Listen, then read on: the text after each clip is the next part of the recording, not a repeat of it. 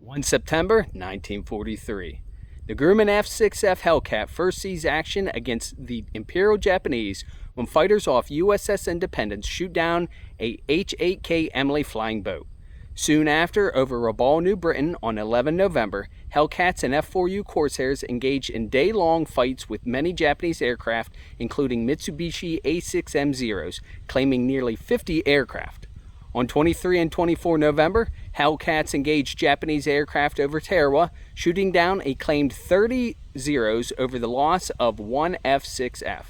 Designed to replace the earlier F4F Wildcat and to counter the Japanese Mitsubishi A6M Zero, it was the U.S. Navy's dominant fighter in the second half of the Pacific War.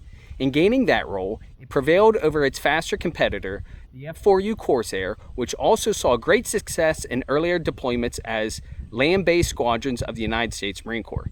U.S. Marine and Navy F6F pilots flew 66,530 combat sorties and claimed 5,163 kills, 56% of all U.S. Marine and Navy air victories of the war, at a recorded cost of 270 Hellcats in aerial combat, an overall kill-to-ratio status of 19-1. The F6F became the prime ace-maker aircraft in the American inventory, with 305 Hellcat aces, including Colonel Robert Bruce Porter as the sole Marine Corps ace having flown the Hellcat.